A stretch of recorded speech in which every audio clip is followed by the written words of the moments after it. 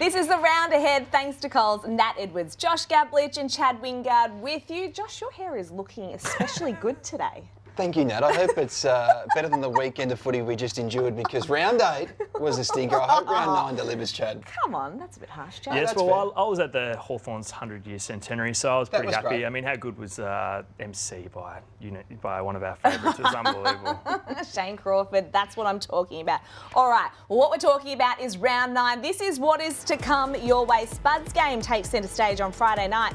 As the Saints and Blues go head-to-head, can Max Gawn lead his team to another victory, this time against the Hawks? 2 cracking games on Saturday night, one in Darwin, the other Showdown 57. On Mother's Day, the Tigers and the Eagles. Is this West Coast's best chance at a win for 2025? The Giants travel to the Cattery and the Roos host the Lions at Ninja Stadium in Hobart. But it all kicks off with Thursday night footy, thanks to Coles, in what is a huge game for the Fremantle Football Club. The context of their season and their coach, that man right there, Justin Longmuir, 4-4 at the moment. Freo sitting just outside the top 8. And Chad, they have been so hot and cold so far this season. This is a massive game for this football club. It's a big stage, the Thursday night stage, in front of a home crowd. And at times this year, they've just looked like a completely different team. Yeah, we see their Optus Stadium compared to all other venues, and it's really a closing door moment for Freo.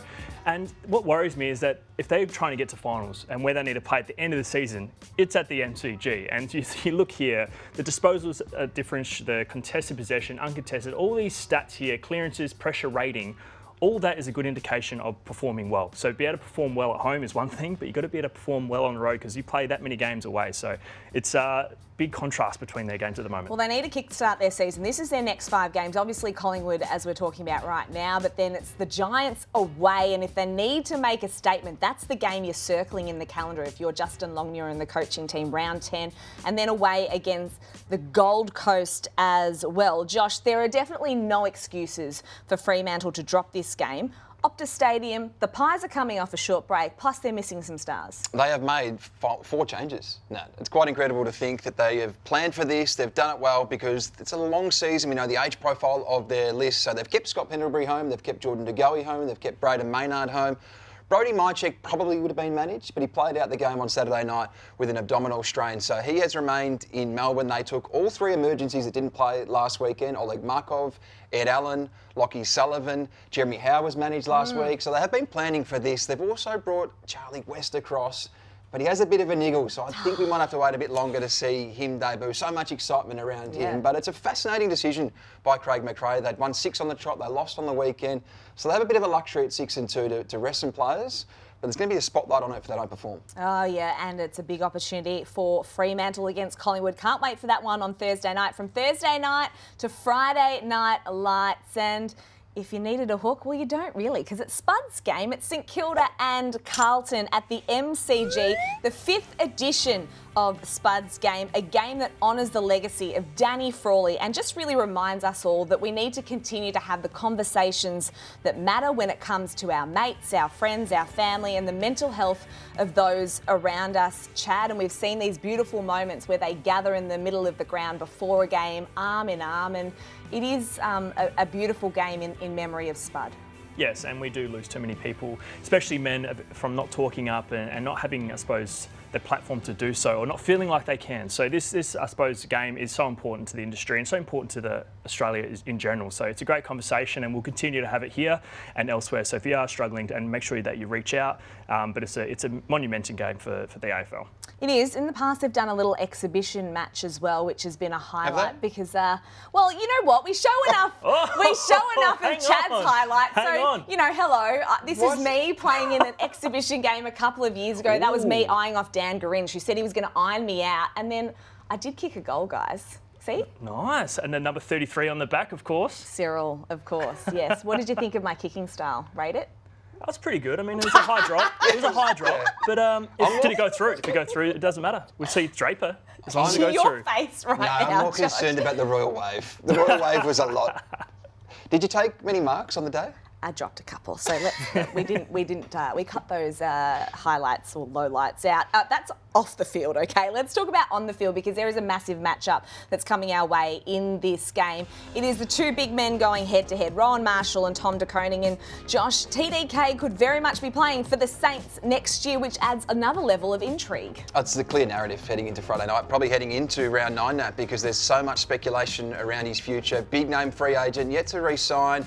Delaying his decision, the longer it goes on, the more it feels like St Kilda and that move is real. We know the difference in the dollars are significant, but his form this year is enormous. At 25, he is properly exploding right now, Chad, and he's challenging Max Gawn for that All-Australian selection. I think Darcy Cameron and Tristan Cherry in the conversation, but arguably no ruckman's having as big a say on games as Tom de Koning in 2025. Yeah, and I agree. And at 25 years of age, you don't have, I suppose, the risk of getting him for the next 7 to 8 years, because you look at Gawn at the moment, he's 33, still dominating. So you just know the best games is still ahead of him, and he is dominating. He would be a signature worth a pretty penny. And which team's going to get him is be interesting to see. We wait to see how that plays out, and you can catch that all on afl.com.au. You both mentioned Max Gawn there, the undisputed ruck king in my view. We get to see him go round on Saturday afternoon at the MCG. It's Melbourne and Hawthorn. And Josh, when we look at the performances of Max Gawn in recent weeks, well, it begs the question, is he the most influential captain in the AFL right now? Well, it's a great question, Nat, and it has got us thinking, because leadership is so difficult to assess if you're not inside the four walls. But on the basis of the 2 hours we see every weekend, Chad, you can mount the argument that there are 4 captains in the AFL right now that are having massive impacts on the influence of their teams. Let's start with Max Gawn, because Melbourne started the season 0-5, but in the space of the past 3 weeks, on the back of his dominance, they are back in business, and he is the key why. Yeah, and he's massive. He's been the #1 ruckman since round 6, and he's been so influential. He's one of the guys, like you said, we thought at the start of the year, he was 33 years old. We were saying, who's the next ruckman to take the mantle? But he's just proven again that he's going to be a hard one to take down. He's a 7-time All-Australian, and he's well on track for an 8th All-Australian blazer. How about Patrick Dangerfield? This is a guy that didn't become a captain until the age of 32, but he's a natural-born leader. And what he's doing at 35, at this age and stage of his career, is remarkable. Yes, he's got career best in goals. And what's outstanding for me is just how explosive he looks. He looks like he's 25 years again. Last week he had 13 disposals, he had 5 score involvements, all in the last quarter. And we spoke about last week, the person you don't want to poke the bear is Patrick Dangerfield. He steps up when it matters, and that's the best kind of leader. One of only 5 players to be an 8-time All-Australian. Maybe a 9th is on the way come the end of the season. How about Marcus Bontempelli? He missed the first 5 games of the season with that calf injury. He's come back in, they've won the past 3. He's not the sole reason they've won their past 3, but he's a big reason why we now consider them a premiership contender. Well, what I suppose is most important for Bontempelli is that he came back into that Bulldogs mix, and he didn't interrupt what they were doing. So that was so impressive early on. And I suppose it takes a hit on the ego that you are important, but he's been stepping up, and he actually makes everyone better again, which is super impressive. Hasn't upset that midfield mix. That's a really good point you make. What about Zach Merritt? This is a guy that has been a champion of Essendon, yet he's never played in a winning final. He's doing so much to propel them back towards September. Clubs have come for him in the past, but he's remained loyal.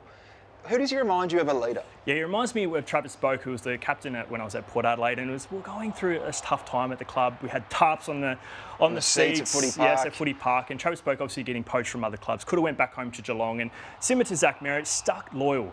And I think what's best about Travis Boak and Merritt is just the ability to perform on field and be a leader off the field. So you can't just ask any more from Zach Merritt at the moment. Oh, captain, my captain. I like it. I was looking for some captain puns, guys. As you make your way back, though, Chad, I did want to ask you, when it comes to Max Gawn up against the Hawks, how do they actually then curtail his influence? Because it's going to be tricky given the firepower that they're missing in their midfield at the moment. Well, you know he's going to be in the centre square. You can't stop his ruck dominance with the hit-outs, but around the ground is where you've got to stop his influence. He gets too many disposals, too many marks, and I think what Hawthorn can do is bring Barras up to make sure that he impacts every single contest that Gawn's in. That's the one thing I think they need to stop. Now on Saturday night, we have 2 cracking games of football. We're going to need split screens if you're at home, unless you're Chad and you're in the top end, because the first game is at TIO Stadium, Gold Coast Suns and the Bulldogs. It is the Suns' home away from home, Josh. Look at that there. It's a beautiful venue to watch footy at. And the Suns have an excellent record, don't they, when they come to play at Darwin? They do, Nat. Look at the last 3 years. They've won both games in each season, clean sweeps since 2022. It's become a real fortress up there, and you look at some of the other clubs that have been really successful away from home, building home grounds. Hawthorn in Launceston has been one that's been a great partnership. Now, that goes back a long way, but what the Gold Coast Suns are doing right now is building a fortress, but they have two really big tests across this next period. The Western Bulldogs are in unbelievable form, and then they've got Hawthorn in a Thursday night game. So I think by the time they return to Queensland, we'll get a really good read on where they're at. So, Chad, you've played in those Darwin conditions. They are trickier. So what are the 1 percenters and the little things that you did from a preparation perspective to acclimatise before a game in the top end? Yeah, and here's a list, I suppose, of the things that we did as a 1 percenters. We talk about filling up the sink, which is a weird one in the water, so it reduces your dehydration from the air system, because you obviously have that running all night. Ice baths 60 minutes before the game. Fill up the sink in the hotel. Yeah, fill up the sink, Okay. so the sink in the hotel. Ice baths 60 minutes before the game to reduce your core temperature, so that helps with obviously staying cool. Travelling up to 2 days early to acclimatise to the heat, that's a huge one for travelling teams. My first game in Gold Coast, I actually wore a glove, which I found that was really helped. Oh, I mean, sorry, you don't normally Michael see a Jackson. small forward with a glove on, but that really helped. And during the week and the lead up, we actually used steam rooms every day to help our body adjust to that kind of heat, because it is very climatic. It's very, I suppose, a lot of moisture in the air. And we actually trained, I'm sure a lot of people have seen it, the soap on the ball training to prepare for the game. But when you think about Tassie's, the Hawthorns, I suppose, record in Tassie, it's a different climate. You think about, obviously, the Perth teams, Freo at the moment, they're different climate games. So this is a huge advantage for Gold Coast, and look forward to be a tough game for them. Did the glove work for you? I kicked a nice goal, so I'll say yes. Okay, fine. All right, Warren Treadray then. Now, Josh, you were down at the Whitten Oval yesterday, and an interesting crossover between a couple of codes and their coaches. You know I like this sort of stuff, Nat. So when the opportunity came to go and speak to Joe Schmidt, who is the Wallabies coach right now, I definitely went down there, took the best part of a couple of hours out there, and he spent a lot of time with Luke Beveridge. Now, Joe Schmidt, if you don't know, is a New Zealander who's coached the All Blacks, coached Ireland, rugby union coaching, great. Now, he's got a succession plan in place, so he's going to depart next year. But he wanted to go and pick the brains of Luke Beveridge. He's had a real interest in AFL from afar. He's spent a lot of time with Mick Malthouse, both in Ireland and in Melbourne, when Mick was coaching Carlton, and he got a lot out of Bevo around building an environment and a growth mindset. So it was a fascinating couple of hours out there. I like it. I love these random crossovers. You do a good job with this. Joe Schmidt, there you go, and loves a chat, I believe. Loves a chat. All right, well, match of the round for me has to be the 57th instalment of the showdown. It is Adelaide and Port Adelaide at Adelaide Oval on Saturday night. They are 28 wins apiece when you look at their head-to-head record, which is quite incredible. And Chad, when it comes to Wingard's winners, who is the player that you think can break this game apart? Yes, Wingard winners this week. I believe it's going to be Isaac Rankin. I'm going to go with the Crows. I know it's hard, but it's a go away from my Port Adelaide I roots. was going to say, but Isaac Rankin's been huge lately. He had, coming off a gay high, 29 disposals last week, 12 score involvements, 2 goals too. I think the mix, like we spoke earlier in the season, him getting up to the stoppage, getting forward. I don't think Port Adelaide quite have an answer for him going up forward. I think their small backs can't contain him. So it's going to be, and he hasn't won a showdown medal, so I think that's an extra incentive for him. Oh, someone who has won a showdown medal, Josh, is that man sitting next to you. That's Do we need to segue from it. Do we need to revisit that year that you won the showdown medal? Was it 2013, round 19? Look at you there. Look how young you are. Yeah, see the Tufts aren't on there. Obviously come to watch me. No. Do you remember Geez, there's much from that sleeves, game? there's no tattoos. Jeez, I look young, don't I? It was close though, 4 points. Yeah, it was a great game. I mean, it was probably the moment that I felt like I made it in terms of the AFL industry. I felt like a really confidence-boosting game for me. So is the showdown, in your opinion, the best rivalry? Because I feel like there is genuine hatred between these two sides. Yeah, and I think it is the biggest rivalry. I'll paint the picture. There's a two-team town. So we spoke about it before. They hate each other. They hate each other on and off the field. Maybe they might say they like each other off the field, but they really don't. It's a really hard contest. And I think you compare it to the Derby, but it's no disrespect to Fremantle. It's a bit of a big brother, little brother in terms of success, also membership. There's a 40K difference in membership between West Coast and Fremantle. Good point. But Crows and Port Adelaide, it's only a 9,000, I suppose, membership difference between Port Adelaide and Adelaide. Obviously their showdown medal and showdown contest is even at the moment. So this would be a massive bragging rights. And like I said, I think this game, Robbie Gray has got the most medals. He's got the 5, and there's 4 players on 3. So it's a massive game, big rivalry. Really looking forward to it. You love it, Josh. You were there at Adelaide Oval for last year's showdown, and you said it was amazing. I do love it. I do love Robbie Gray. To think that he won 5 showdown medals, Crazy, it's just isn't it? incredible. I mean, we build up Anzac Day, and it's massive in this state, but we haven't seen someone win more than 3. To win 5 is incredible. I'm all for the showdown, and from a neutral fan perspective, we want a close game, and we've certainly seen lots of those over the past. So let's take a look at our top 5 moments from the showdown. Number 5 here is the first ever showdown, Love that jumper. 1997. Best. How good is that teal jumper? Well said. Port Adelaide actually win this game, but Tony Modra kicked Godra. 7 goals for Matty the Primus Crows. in the Oh my ruck. God, I love Tony Modra. Weird seeing him in a Fremantle jumper. Number 4 though, Josh. This one is a classic. Jeez. Did he hit the post? It 100% hit the post. We brought in the Snicko because of this didn't game. look I tell you like what. it, did Okay, it? I'm just checking. Josh Jenkins there. I think it's old wounds here. Oh, I think his grandma actually thought he hit the post at some point of the game, but very, very controversial Look at the hill, showdown. absolutely humming.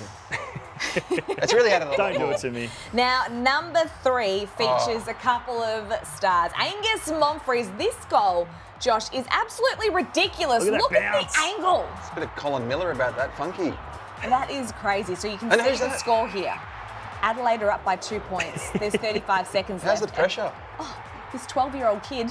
Yeah, I celebrated when I marked it. That's how confident I was at the time. This is actually the most animated I've ever seen you in one of your Kenny, goal talk about animated. celebrations. Jeez. As well. What a moment for you, though. How awesome is that? And Doesn't Chad, get much better than Yeah, gave it a bit, didn't I? Jeez. you need to did. calm What down. about number 2 here? No, this is Motlop's showdown round 8, 2018. The reason why, obviously, Mott's had the sealer, but if he doesn't show this, but the moment before I actually turned it over, Crows got a goal. So I was the happiest man on this field that Mott's kicked this, because if he didn't, I would have been the man to blame for this loss for That the is Port magic. Adelaide. Oh, So mate. what a step, what a goal, what a finish, what a man. We really should have put your turnover Yeah, I'm glad you in didn't. that, just to show something a little bit different. Oh, look at Kenny Ken. loves it. That I is- love how amped up he gets. And number 1, this has to be number 1 for a number of reasons. But you can see there, Jordan Dawson, 2 points, Port Adelaide lead. The siren is gone, and he cheers. kicks a goal. What an incredible moment for Jordan Dawson. And was that his first season at the Crows? It was. What a recruit he has been. It is an incredible piece of recruitment by the Adelaide Crows. I'm getting tingles He's now. a freak. I know, I'll I literally just cannot put my wait hands for this to steal week. I it. know, come on, Saturday night. Cannot wait for that game. Well, on Sunday, we have 3 games. The pick of the bunch is going to be down at the Cataract. It is Geelong hosting the Giants. And GWS, let's be frank, they're going to be stinging after a lacklustre performance in the Sydney derby against the Swans last weekend. Chad, what has happened to the Giants? For a team that was so hyped coming into this season, I feel like they've just lost their aura. Right now, they're 12th for inside 50s. We talk so much about their offence, but that's not firing. Can you put your finger on what's going wrong? Yeah, there's 2 things, if I could point it out. The orange tsunami is really just a little ripple at the moment. I think the one thing for me, you think about GWS and you think about the talent that they've got. Where do you think they would be in terms of their kicking efficiency amongst the whole competition? I'd have them right up there, wouldn't Yeah, I'm you? with Like, you. I'm They're just to the eye. 18th. They're the Yeah, worst that's- team with kicking efficiency, which shocks me. You think That about is West shocking. Coast and Richmond, teams that are in a different element, I Yeah. suppose, or different genre where they are in a competition. The 18th, so the worst in the competition. And the second thing is their corridor ball movement. So when they're obviously in wins, they're number 1 in terms of going through the corridor, the percentages. When they're losses, they're 10th. So it just shows you a massive discrepancy when they're going through the corridor. And it's actually really potent when they're home and away. In home, they're first at their home deck, they're going through the corridor more, first in the competition. And when they're away, they're going through 10th. So maybe they just feel comfortable at home, similar to the Freo, but they need to go through the corridor to win. Well, let's see what they can put up at the Cattery. That's the Giants side of the equation. As we take a look at the Cats, they have this uncanny knack of being able to find local, homegrown talent. And Josh, they've done it again. Well, Nat, of the 86 players drafted in 2023, Ollie Wiltshire was by far the biggest draft bolter. Now, Geelong have long looked in obscure places to bring talent in, but rarely have they drafted a player straight out of country footy, straight from Bowen Heads. It was a big surprise on night 2 of the draft, but it wasn't a surprise to Ollie. Stephen Wells, the long-time Geelong recruiter, picked up the phone that afternoon and told him to invite his family and friends over. It was going to be a night to remember for the chippy from the Bellarine Peninsula, and it certainly was. On that night, Geelong also recruited a 26-year-old Sean Manor at pick 36, Lawson Humphreys, a 20-year-old at pick 63. And you look at the nucleus of their 2022 premiership team, this is why they've been the masters of the mature age recruit. Tom Stewart, Tom Atkins, Mark Blitzarves, Brad Close, and that doesn't even include the Irishman, Mark O'Connor. Oisin Mullen is the latest from the Emerald Isle, who's making a big impact at the Cats right now. So where did Geelong find the latest mature age recruit playing in the AFL? Well, it turns out that Matthew Scarlett joined Barwon Heads as a backline coach in 2023, and he saw something in Ollie that others didn't. Famously, Matthew Scarlett also saw something in Tom Stewart when he was playing down back for South Barwon a decade earlier that others didn't. It didn't take long for him to tip off his old club, and it was Andrew Mackie who sat down with Ollie for a coffee not long after he kicked 12 goals playing as a midfielder against Mottawari. Ollie Wiltshire grew up a die-hard Geelong supporter. He rarely missed a game at Cardinia Park, and he often caught the train up to Melbourne to watch big games at the MCG. He was there in 2022 when they won the grand final over Sydney, and he's been back at the home of football across the past fortnight wearing Geelong colours, although now he's on the other side of the fence. Thank you, Joshua, and you can read more about that on Sunday on afl.com.au and the AFL Live app. Now, a Mother's Day treat for all on Sunday. Richmond and West Coast. The most intriguing part of this game is the fact that two former number one draft picks are going head-to-head, or the last two number one draft picks, I should say. So we love nothing more on this show than a PG version of Who Would You Rather? So, Chad, Harley Reid or Sam Lawler? To be honest, I'd rather Sam Lawler. I think he's... I just think if you're building a team off him, he's not actually the focal point in their offense at the moment. He's not in the centre clearances. So I think that's the position that he's going to eventually get to. But he's super potent when the ball's in his hands. He looks like a clear-cut, clean player. And I think in a team that's struggling, similar to West Coast, but I think he just looks as far and above and beyond all the players in that team. I would give you the bird right now if I wasn't going to get a $1,000 fine. I'm a Harley Reid fan. You? Yeah, as am I. I think Chad's taking a really safe option there, which is surprising. I feel like you live with a bit of danger, so I'm shocked by that because I know Harley Reid is struggling in year two and he's dealing in a really difficult environment in WA, but I think long term he is going to be every bit the superstar that we believe he's going to be. So you've gone safe there, Chad, but you're not going safe because you have decided that there is a game this round that's going to be upset of the year. Not upset of the round, but upset of the year. We laughed at you when you tipped the Blues to beat Geelong, so I know that we've got egg on our face, but come on, this can't be serious. Yes, maybe the showdown medal, all that ego is getting to me, but I think this is going to be upset of the year. I think North Melbourne are going to win by 1 goal. And let me paint it out for you. I know Brisbane. They are playing Brisbane, but they're playing Brisbane in Hobart. They're playing down there, and I just think Brisbane haven't been playing their best. Yes, they've been getting wins on the board, but they've had moments where they don't look like they're maybe it's quarter or it's 2 quarters or it's first half. They've had slow starts. They haven't had a full consistent game of 4-quarter effort. And last time they played down, North Melbourne played Brisbane down in Hobart, they only won by 23 points. But I think that's in 2021. North Melbourne have improved since then. The other thing I'm going to say is Clarko was at the 100-year centenary, and I know Clarko very well. He's going to be amped up, he's going to be pumped up, and he's going to have a theme that's going to get him across the line. I can guarantee you, and it's Mother's Day. I don't know why, maybe North Melbourne love their mothers more, and they're going to get the win for them. Sound argument. Well, I don't know if we're on board. Angle is strong. That is huge. And 22 points. They won the second half against Essendon last week. So the momentum they're going to have from playing Essendon, winning by 22 points in the second half, I think they're going to have that momentum and drag it into this week. I mean, it is upset of the round. It's an upset for a reason. It's not supposed to be backed, but I think it's the upset of the year. Okay, I think you're absolutely nuts. But anyway, happy Mother's Day to all the mothers out there. Thank you to you two for joining us on the show. Thank you for watching The Round Ahead. Thanks to Coles. We'll see you again next week.